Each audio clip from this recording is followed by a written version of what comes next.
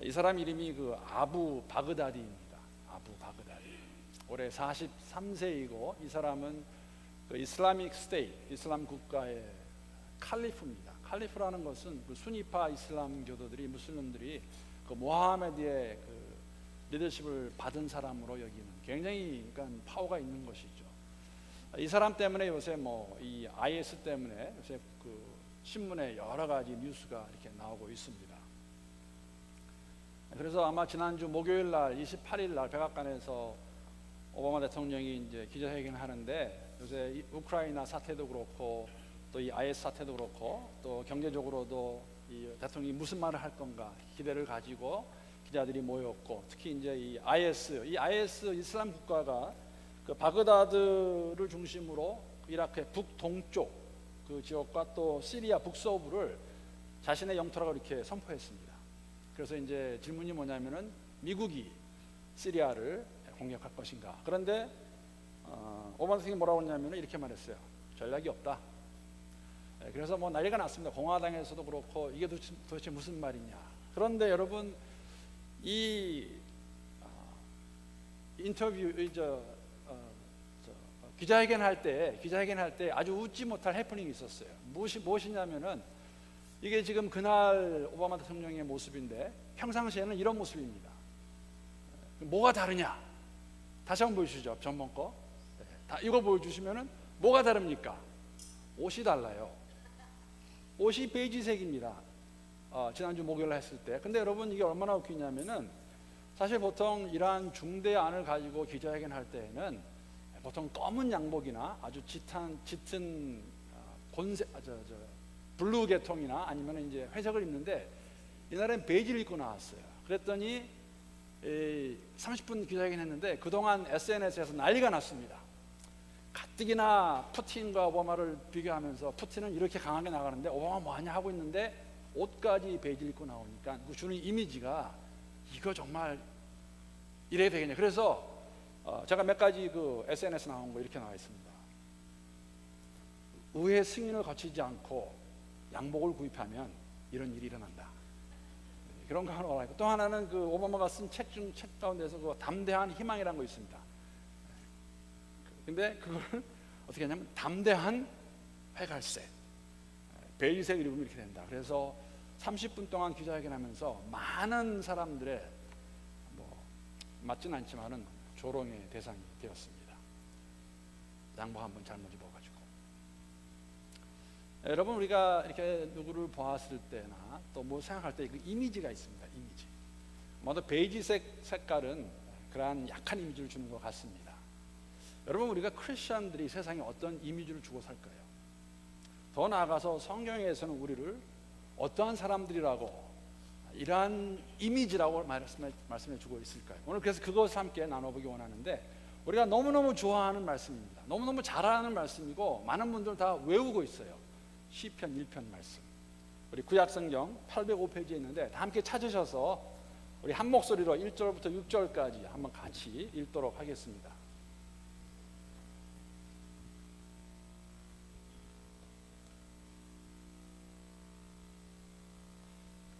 구약 805페이지에 있습니다. 짧은 6절밖에 되지 않기 때문에 6절밖에 우리 함께 한번 한 목소리로, 외우시는 분은 외우셔도 됩니다. 우리가 잘 아는 내용이니까. 자, 시작.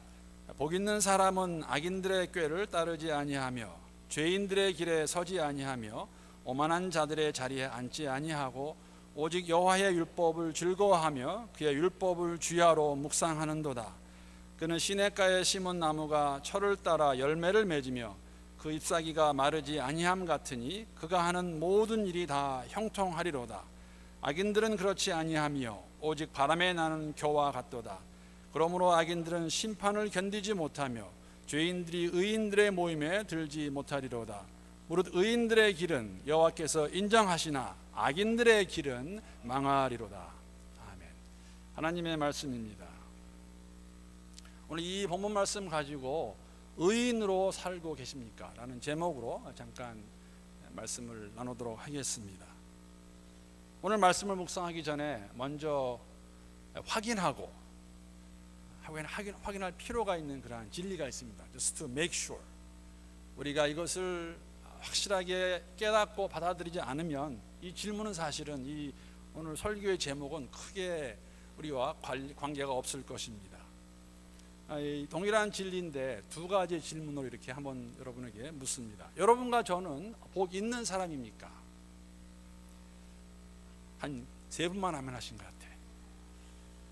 다른 질문은 뭐냐면은 여러분과 저는 의인입니까? 이번에 두 분인 것 같아요. 우리가 blessed 된 사람들이고 righteous 한 사람일까? 오늘 본문은 저희들에게 우리를 복 있는 사람이라고, 의인이라고 그렇게 말하고 있습니다. 여러분, 복이 있다는 것, 사실 예수 믿는 사람들은 복을 받기 위해 사는 사람들 아닙니다. 복이 있어서 복을 소유하고 사는 사람들이죠. 여러분, 복이라는 이 주제는 성경에서 정말 가장 중요하게 다룬 주제 중에 하나입니다. 여러분, 그거 믿으시면 아멘하시기 바라는데, 하나님께서는 당신의 백성들에게 복 주기 원하시고 또 더욱더 풍성함으로 채워주기 원하시는 분이라는 거 여러분 믿으십니까? 이거는 많이 하시네요. 복 얘기가 나왔으니까. 창세기부터 계시록까지 이 복에 대한 이야기는 기록되어 있습니다. 창세기 1장 28절에 보게 되면은 하나님이 그들에게 복을 주시며 하나님이 그들에게 이르시되 생육하고 번성하여 땅에 충만하라, 땅을 정복하라, 바다의 물고기와 하늘의 새와 땅에 움직이는 모든 생물을 다스리라고 말씀하셨습니다. 우리를 복 주셨습니다. 어떻게 보면은 in a way, 그렇죠? 이 세상을 창조하신 목적이 우리가 이 땅에서 이 복을 누리고 살아라고 우리를 위해 세상을 창조하셨어요. 다 정복하라, 다 누려라, 다 인조해라. 얼마나 복받은 복 있는 사람들입니까?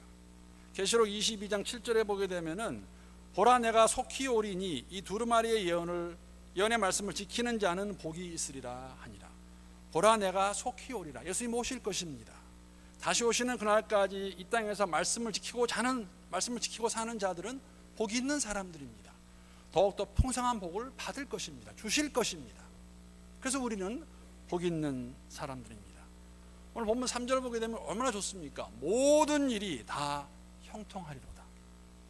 이걸 세 번역으로 보게 되면요, 하는 일이, 여러분 하는 모든 일이 다 잘 될 것이다. 이거 복 있는 사람, 복 받은 사람 모습 아니에요? They succeed in everything they do. 무엇을 하든지 성공할 것이다. 우리 복 있는 사람들입니다. 그리스도 예수 안에 있는 우리 모두는 창조자 하나님을 알고 있기에 의인이라는 칭함을 받고 복 있는 사람이라고 말합니다. 우리 어떤 자격이나 우리 행실이 좋아서가 아니라 우리 행실이 본받을 만해서도 아닙니다. 그냥 오직 믿음으로 우리는 의인이 되었고 우리를 복 있는 사람이라고 성경은 말해주고 있습니다. 여러분, 근데 우리가 믿음 생활하면서 이 포인트를 가끔씩은 잊어버려요. 살다 보면은, 믿음 생활 하다 보면은 아닌 것 같아요. 내가 무엇인가를 얻은 것 같습니다. 어떤 분들은 출생 성분이 좋아서 그렇게 된 거라 생각하는 분들도 있는 것 같습니다. 내가 모태신앙이어서 내가 5대째 있는 집안에 태어났는데, 여러분 제가 이번에 제가 처음 정말 이런 이야기를 듣고 어떻게 반응해야 될지 몰랐는데 그 어떠한 내용이냐면은, 여러분 기억나실 거예요. 교회 안에서 우리가 왜 그렇게 됐는지 모르지만은 아마도 우리의 모습 가운데 그런 것이 있으니까 아이들이 그렇게 얘기했을 것이라고 말씀을 드린 적이 있습니다. PK, EK, NK, DK, NK 말씀 기억나시죠? Pastor's Kid, Elder's Kid, Deacon's Kid, 그리고 Nobody's Kid. 아버지 엄마가 평신도면은 애들이 야 너야 너는 그렇게 얘기하는 거 그렇게 한 적이 있는데, 제가 이번에 저는 한국 신학교를 나오지 않았기 때문에 이런 얘기를 들어본 적이 없습니다. 근데 글을 읽었습니다. 그때는 농담 반 진담 반으로 했는데 이것이 어떻게 보면 지금 이루어지고 있지 않나, 출생 성분에 관한 이야기인데 신학생들 가운데 이런 얘기가 있다고 그랬습니다. 쟤는 성골이야. 성골은 뭐냐면은 아버지도 어머니도 다 목회자의 자녀. 그 자녀면은 그 아이는 성골이라고 말했다고 합니다. 쟤는 진골이야. 진골은 뭐냐면 아빠나 엄마 둘 중에 한 분이 목회자의 자녀입니다. 근데 아버지도 목회자가 아니고 어머니도 목회자의 딸이 아니면 그럼 그런 사람들은 무엇일까? 뭔지 아세요? 해골. 이게 원래 농담을 하던 말인데 지금 세습 문제가 불거지면서 이런 말이 있다는 것. 우리가 교회에서 알게 모르게 이러한 것들로 우리가 의인이라는 그러한 모습을 나타내고 있지는 않나. 공로로 인해서 혹시가 나 정도 교회를 위해 봉사하면, 나 정도 교회를 다녔으면, 나만큼 의로운 사람이 있으면 나와보라 그래 하는 그러한 뉘앙스가, 그러한 삶의 모습이 혹시나 있지 않을까 하는 생각도 해보았습니다. 우리 이런 말도 합니다. 저분은 법 없이도 살 수 있어. 사람이 보나 안 보나 정말 동일한 것 같아. 저는 그 말에 문제가 있는 거 알죠? 여러분, 보지 않았는데 어떻게 아세요?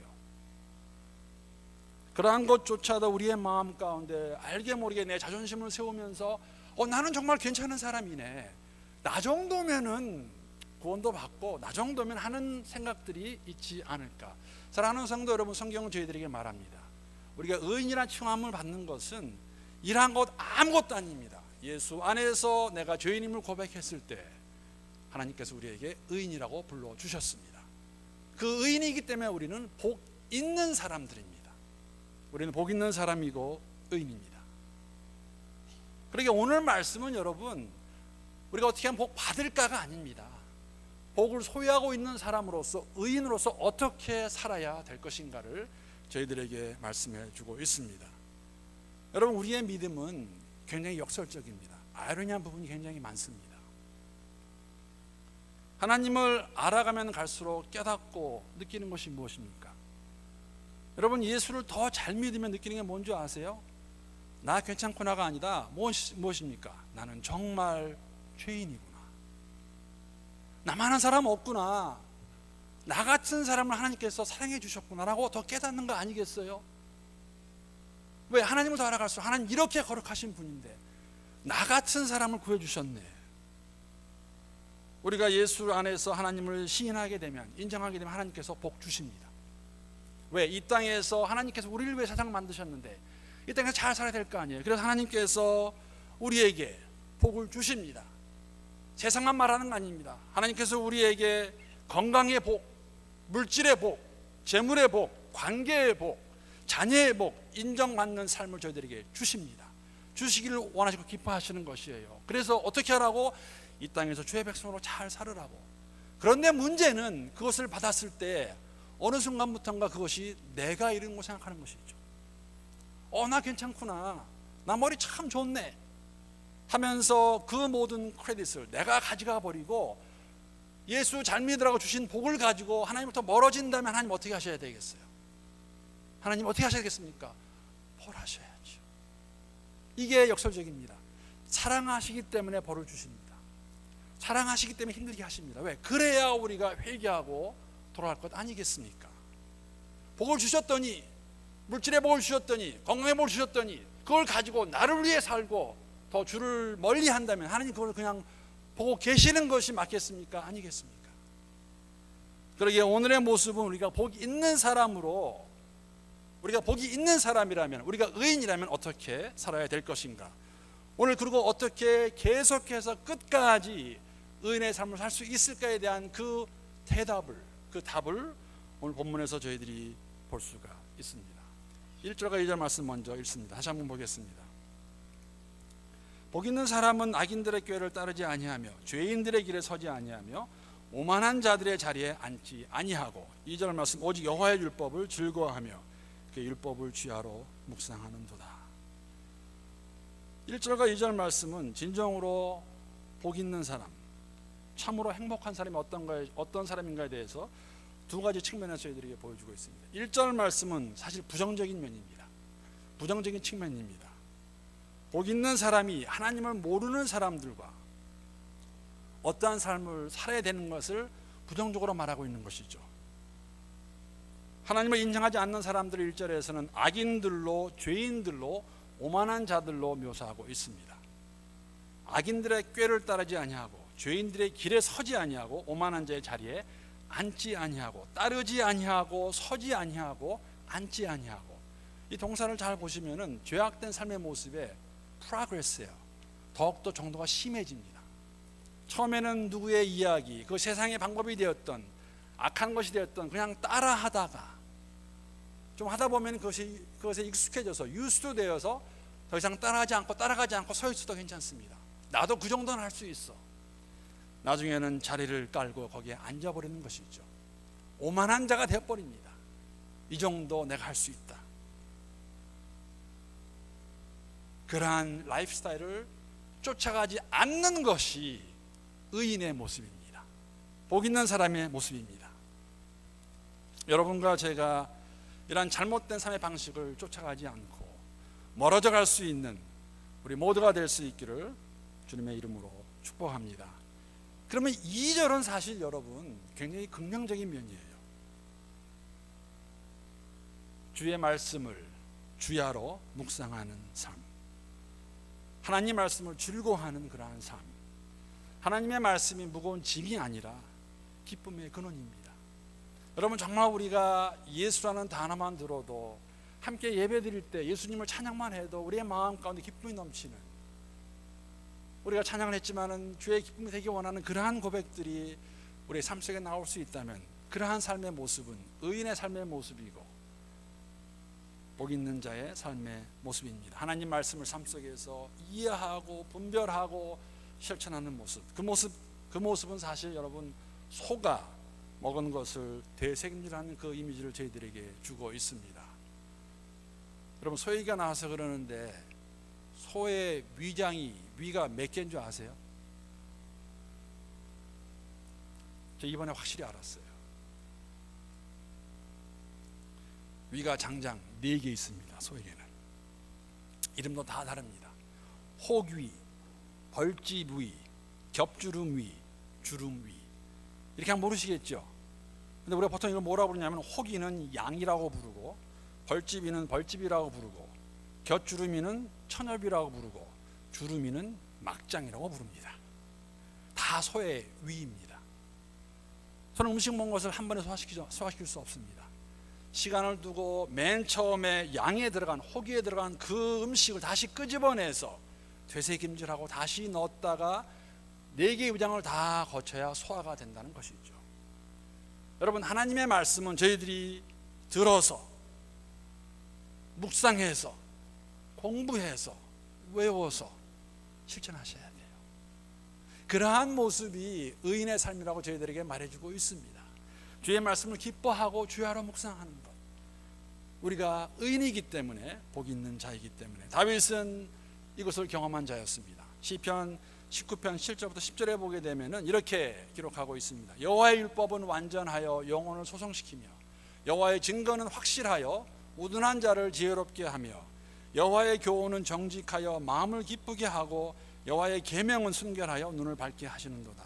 여호와를 경외하는 도는 정결하여 영혼까지 이르고 여호와의 법도 진실하여 다 의로우니 금 곧 많은 순금보다 더 사모할 것이며 꿀과 송이꿀보다 더 달도다.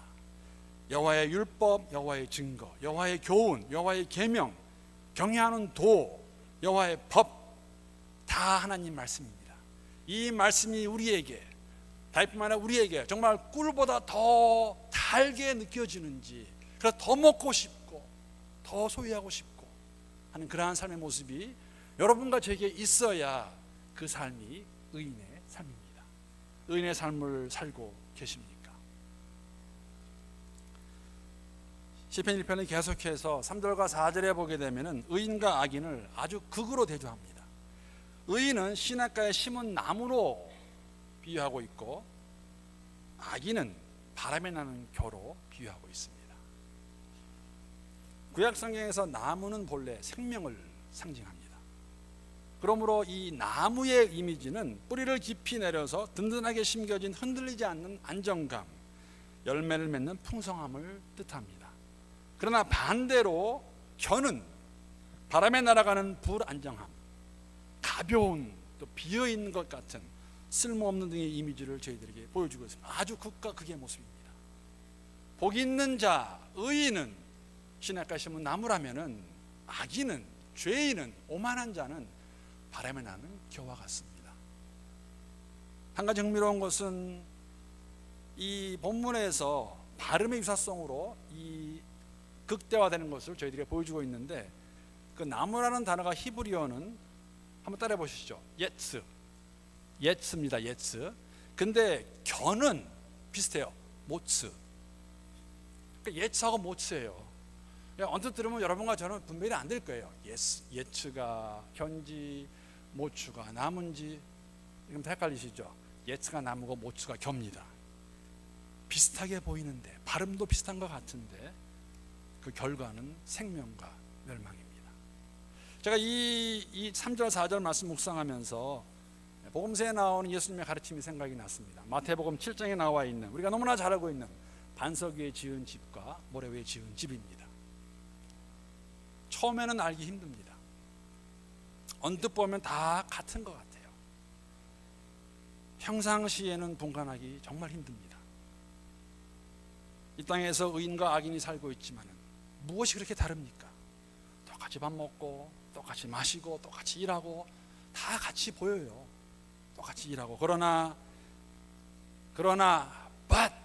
비가 내리고 홍수가 나고 바람이 불면 한 집은 무너질 것이고 한 집은 견고하게 서 있을 것입니다. 의인과 악인의 삶이 이 땅에서 언뜻 보면 다 같은 것 같아요. 그러나 우리는 시냇가에 심은 나무이기 때문에 의인으로서 끝까지 흔들리지 않고 살아가는 그러한 삶을 살 수 있기를 함께 기도합니다. 어떻게 하면 그러면 계속해서 마지막까지 우리가 의인으로 살 수 있을까? 오늘 본문의 5절과 6절에는 그 비법을 가르쳐주고 있습니다. 그러므로 악인들은 심판을 견디지 못하며 죄인들이 의인들의 모임에 들지 못하리로다. 우리 의인들의 길은 여호와께서 인정하시나 악인들의 길은 망하리로다. 여러분, 심판이 있을 것입니다. 언뜻 보면은 이 땅에서 다 그게 그건 같은데 뭐가 그렇게 다르다고 어떨 때는 그런 생각도 합니다. 교회 안에 똑같이 다 같이 앉았는데 뭐 그렇게 유별나게 예수를 잘 믿을 필요가 있느냐 하는 생각도 가질 수도 있어요.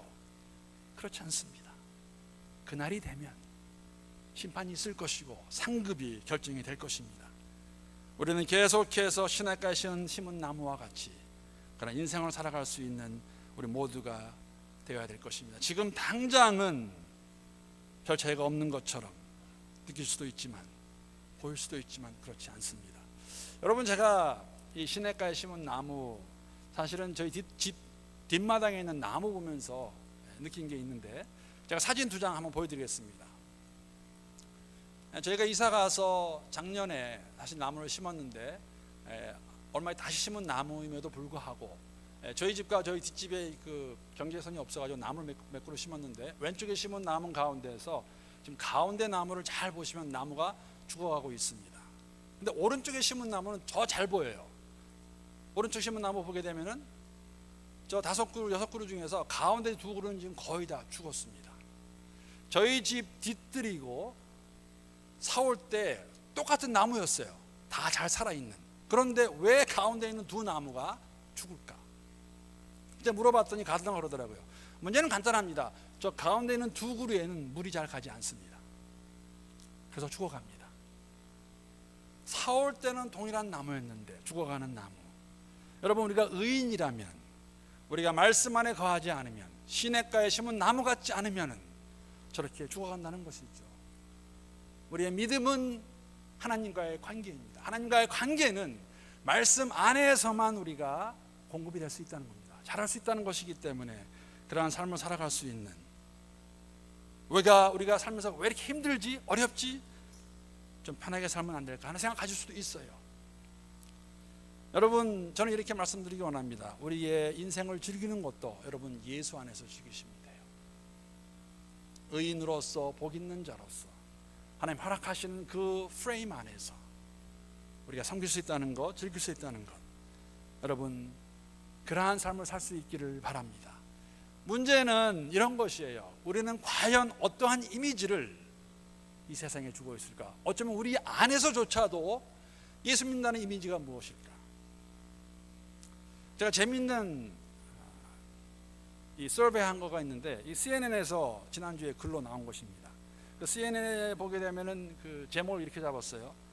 10 things South Korea does better than anyone else.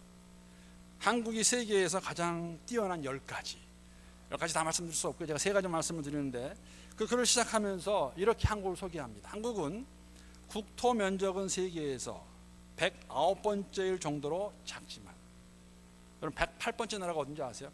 108번째 나라 아이슬란드예요. 우리나라는 아이슬란드보다 작아요. 109번째입니다. 그러나 레이디 가가와 같은 팝 가수를 능가하는 K-팝 스타와 갤럭시 스마트폰을 배출하는 나라가 바로 한국이다라고 딱 한 다음에 10가지 잘하는 거. 첫 번째가 뭐냐면은 비슷한 거예요. 와이어드 컬처. 한국 어디에 가나 인터넷 연결이 가능합니다. 이번에 LA 갔다 올라오는데 3만 들어가면 잘 안 돼요. 인터넷이. 이게 커넥션 안 되는데 한국은 제가 들어서 알고 있기로는 어디를 가나 다 돼 있습니다. IT 강국이에요. 그래서 CNN에서 뭐라고 하냐면은 한국인들은 스마트폰을 사용해 쇼핑하고 TV 보고 지하철까지 이용한다. 한국은 최첨단 기술의 선진 기지이다. 세상에서, 이 세계에서 한국 쫓아갈 만한 나라가 없습니다. 그 다음에 이제 제가 이렇게 뭐 이런 것까지 한 거는 뭐냐면은 세 번째하고 네 번째는 뭐가 있냐면요, 세계에서 가장 일을 많이 하는 나라가 한국이라고 합니다. 일일 평균 하루 6시간도 잠을 자지 못하는데 또 그것을 어떻게 해소시키나? 폭탄주로 해소합니다. 그래서 진로 소주가 11년째 세계에서 가장 많은 판매량을 가지고 있는 술 회사입니다. 그거 아셨어요? 그것도 올라와 있고, 제가 마지막으로 본 거냐면은 5번째, 10번째인데 이런 거예요. 5번째가 Innovative Cosmetics, 10번째가 Plastic Surgery. 화장품, 미화, 성형에 관한 것이죠. CNN이 뭐라고 하냐면은 미에 있어 지구상에서 가장 진화된 나라가 한국이라고 단언합니다. 이 매체가 이렇게 해요. 달팽이 크림, 여러분 아세요? 달팽이 크림?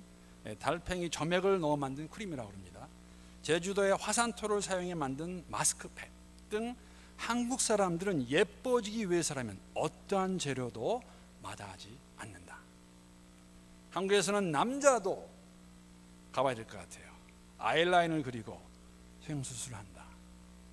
한국 사람들은 이뻐지기 위해서뿐만 아니라 건강하기 위해서 뭐든지 다 먹을 수 있습니다. 보양식, 중국 저리 가라예요. 더불어서 뭐라고 그러냐면은 성형 관광에 대해서 글도 썼는데 CNN은 이렇게 말합니다. 주걱턱, 넓은 이마, 거대한 치아 등 한국에서는 성형수술로 해결하지 못하는 게 없다. 그래서 러시아, 중국, 일본, 심지어는 몽골 사람들조차도 성형수술하러 한국으로 몰려드는데 이유 중에 하나 뭐냐면은 미국에서는 $10,000인데 한국까지 마세요 그렇다고 한국에서는 $2,000 아니면 $3,000면 가능하다. 이것이 세계가 보는 한국의 이미지입니다. 다 맞을런지 모르겠어요. 어떤 것들은 우리가 원치 않는 것이지만 그런 이미지로 비춰집니다. 왜? 그런 것들을 많이 보여주었기 때문에. 오늘날 세상은 교회를 어떻게 보고 있는지 모르겠습니다.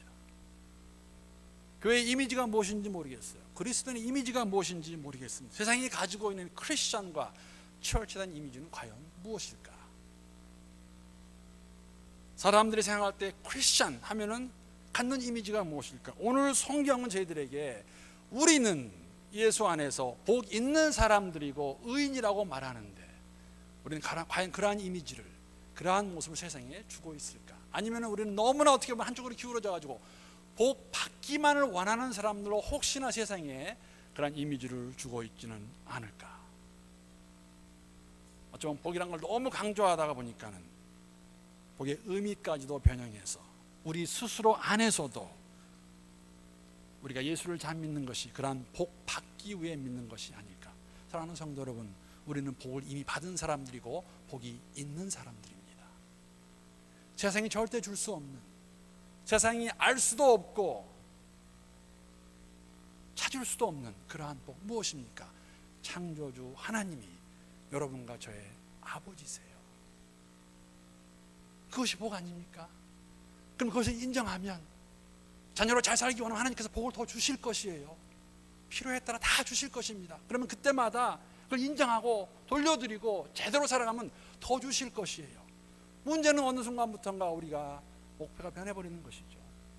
이 하나님 더 잘 알아가고 그의 뜻대로 사는 것이 아니라 그냥 복 자체가 목표가 된다면 하나님 그것을 어떻게 받으실 것인가? 여러분과 저는 복 있는 사람의 의인의 삶을 살고 계십니까? 그러한 삶을 살기를 기도합니다. 사랑하는 성도 여러분, 예수 안에 있는 우리 모두가 복 있는 사람들이고 의인들입니다.